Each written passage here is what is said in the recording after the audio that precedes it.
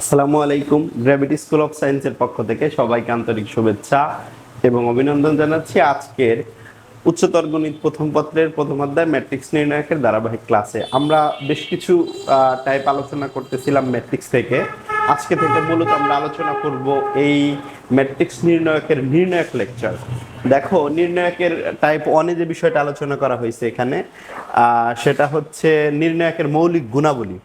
দেখো, নির্ণায়কের মৌলিক গুণাবলীর মধ্যে যে বিষয়গুলো আমরা জানার চেষ্টা করব সেটা হলো নির্ণায়কের মধ্যে কিছু অপারেশন আছে যেগুলো অ্যালাউ, এবং সে অপারেশনগুলো আমরা চালাইয়া বিভিন্ন কার্যোদ্ধার বা কার্য সাধন করতে পারবো।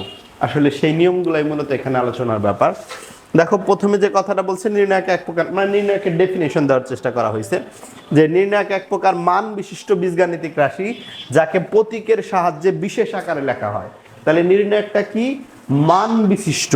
নির্ণায়কটা হচ্ছে এক প্রকার মান বিশিষ্ট বীজগাণিতিক রাশি যাকে প্রতীকের সাহায্যে বিশেষ আকারে লেখা হয়। এখন দেখো, এখানে যে নির্ণায়কটা রয়েছে সেই নির্ণায়কটা কি? এই নির্ণায়কটা হচ্ছে এ বি এবং সি ডি একটা ম্যাট্রিক্স, এবং এটার নির্ণায়ক বলতে বোঝানো হয় এটার এখানে আর আর যে গুণ করলে যা হয় সেটা, অর্থাৎ এ আর ডি গুণ করলে এডি মাইনাস চিহ্ন দিতে হবে এবং বি আর সি গুণ করলে বিসি সেটা। এটা কিন্তু এই ম্যাট্রিক্সের ক্ষেত্রে নির্ণায়কের মান বোঝানো হয়ে থাকে। লিবনিজ গাউস কাশি এ বিষয়ে বিশেষ অবদান রাখেন। কোন নির্ণায়কের সারিগুলি তাদের অনুরূপ কলাম সমূহে পরিবর্তিত হলে এবং কলামগুলি তাদের অনুরূপ সারিতে যদি পরিবর্তিত হয়, তাহলে এই কলামগুলি তাদের অনুরূপ সারি সমূহে পরিবর্তিত হয়, তাহলে নির্ণায়কের মানের কোনো পরিবর্তন হয় না। অর্থাৎ নির্ণায়কের যতগুলা সারি আছে সবগুলারে যদি কলামে বানানো যায় আর কলামগুলারে যদি সারি বানানো যায়, তাহলে নির্ণায়কের মানের কোনো পরিবর্তন হয় না। এটা হচ্ছে একটা বৈশিষ্ট্য। এরপরে লক্ষ্য করো যে বিষয়টা আমরা দেখাইছি এখানে, যে এখানে ডি একটা ম্যাট্রিক্স এবং ডি ম্যাট্রিক্সের সারি হচ্ছে A1 B1 C1, A2 B2 C2, A3 B3 C3, তিনটা সারি আছে। এখন এই এক নাম্বার সারিরে যদি এক নাম্বার কলামে রূপান্তর করো, তাহলে A1 B1 C1 এটা কলাম সারি ছিল, এটা কলাম হয়ে গেছে।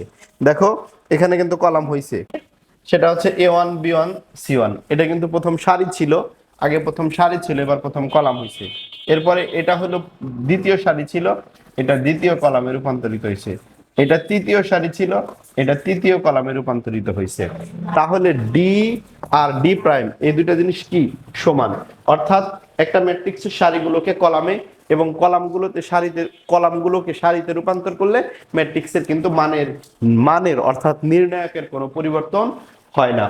এরপরে বলছে কোন নির্ণায়কের যে কোনো দুটি সারি বা কলাম পরস্পর স্থান বিনিময় করলে নির্ণায়কের চিহ্নের পরিবর্তন হয়, অর্থাৎ চিহ্ন বদলে যায় কিন্তু নির্ণায়কের মানের কোনো পরিবর্তন হয় না। দুইটা সারি অথবা দুইটা কলাম পরস্পর স্থান বিনিময় করলে, অথবা দুইটা সারি দুইটা কলাম এরকম পরস্পর স্থান বিনিময় করলে কি হয় না? মানের কোনো পরিবর্তন হয় না, তবে চিহ্নের পরিবর্তন হয়। প্লাস থাকলে মাইনাস হয়, মাইনাস থাকলে প্লাস হয়। বুঝতে পেরেছো ব্যাপারটা? এক্সাম্পল দেখাচ্ছি এখানে। এক্সাম্পল দেখো, এইটা একটা ম্যাট্রিক্স ডি এবং এই ম্যাট্রিক্সের যদি আমরা সারিগুলারে কলামে রূপান্তরিত করি, A1 B1 মানে দুইটা সারি পরস্পর স্থান বিনিময় করি অথবা দুইটা কলাম পরস্পর স্থান বিনিময় করি। এইখানে যেটা করা হয়েছে সেটা হচ্ছে দুই নাম্বার যে কলামটা ছিল, এই দুই নাম্বার কলামটারে এক নাম্বারে নেওয়া হয়েছে আর এক নাম্বারটারে দুই নাম্বারে নেওয়া হয়েছে। দেখো, B1 B2 C1, B1 B2 B3, B1 B2 B3 আর A1 A2 A3, A1 A2 A3। সারি রে কলাম আর কলাম রে সারিতে রূপান্তর করা হয়েছে। তাহলে কি হয় নাই? নির্ণায়কের মানের কোনো পরিবর্তন হবে না, জাস্ট চিহ্নের পরিবর্তন হবে, চিহ্নে একটা মাইনাস আসবে সামনে। এই হলো ব্যাপার। এরপরে দেখো, তাহলে এটা একটা নিয়ম ছিল। আমরা দেখি এরপরে কোন নিয়ম আলোচনা করা হয়েছে এখানে। আমি প্রথমটাই দেখাইছি দুইটা কলাম ইন্টারচেঞ্জ করে। দেখো, পরের এক্সাম্পল মানে এই সেকেন্ড এক্সাম্পলটাতে দুইটা সারি ইন্টারচেঞ্জ করা হয়েছে। দেখো, A1 B1 C1 এটা কি প্রথম সারি ছিল, এটা দ্বিতীয় সারিতে আনা হয়েছে A1 B1 C1। আবার দ্বিতীয় সারিতে কি ছিল? A2 B2 C2 আছিল, এটা এক নাম্বার সারিতে নেওয়া হয়েছে, A2 B2 C2 নেওয়া হয়েছে।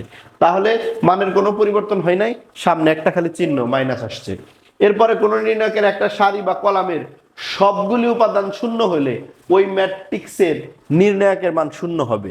কোন একটা ম্যাট্রিক্সের অথবা আমরা নির্ণায়ক নাম দিয়ে যদি বলি কোন একটা নির্ণায়কের একটা সারির অথবা একটা কলামের সকল ভুক্তির মান যদি শূন্য হয় তাহলে তার নির্ণায়কের মানও শূন্য হবে। এই যে দেখো একটা সারি একটা কলামের প্রত্যেকটা ভুক্তি শূন্য, অথবা এটা যদি একটা সারির জন্য লিখি তারপরে ওইটার মান শূন্যই হয়ে যাবে।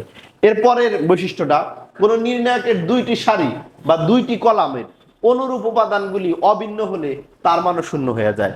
মানে একটা নির্ণায়কের দুইটা সারি অথবা দুইটা কলাম যদি একই হয়, সেম টু সেম হয়, তাহলেও কিন্তু এই নির্ণায়কের মান শূন্য হবে।